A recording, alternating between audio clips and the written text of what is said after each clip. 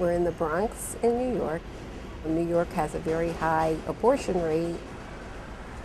A lot of people really come from families where their mother maybe has had multiple abortions, so it's almost a way of life for a lot of the people here. So if they come here, it's a safe place for them to come. They're welcomed. The sisters really open their homes to them. Well, welcome to one of the convents of the Sisters of Life here in the Bronx. We're just opening our doors and saying, Lord, if you have made that first call, see, the call is what's important. The first call, the courage it takes for someone to say, I've had an abortion. We begin our days in chapel because the source of healing comes from our Lord. We begin the day there with a witness from a woman who has experienced abortion and has begun the journey of healing.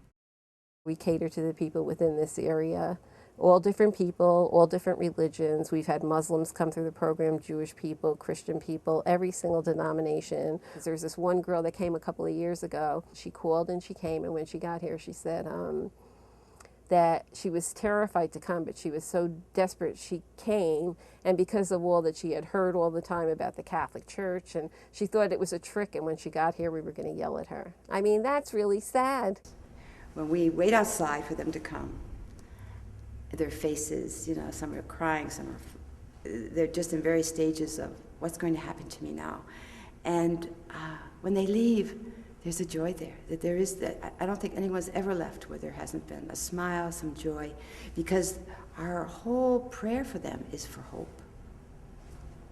In the corner of the chapel is a small book where we invite men and women to write the names of their children that they are remembering and that they've come to name. Many times they've named, or they just write a message to their child. With abortion, there's no burial, there's no certificate of death, there's just nothing. So now they have a way of actually writing in their children's names if they're ready for that, or they can come back at any time and write it, or a message to their children. There's a great need for some kind of help for people who are suffering because of a past abortion. There wasn't really too much here. You could think that something's wrong. It's the sin that's wrong. It's the thing that's wrong. It's not the person that you're condemning.